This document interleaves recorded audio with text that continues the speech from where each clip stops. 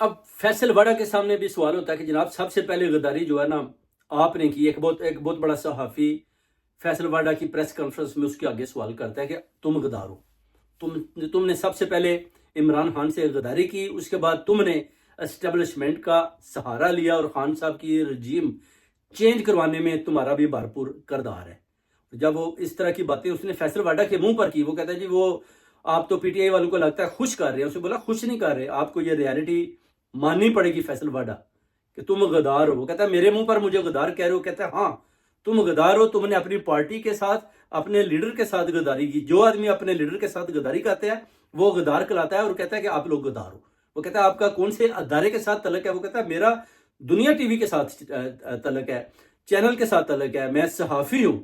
مگر میں آپ کے آگے یہ سوال کرتا ہوں جس کا وہ کہتا ہے کہ میرے پاس تو کوئی جواب نہیں ہے، میں دینا نہیں چاہتا، اس کا جواب بعد میں دیں گے. اس طرح کی باتیں فیصل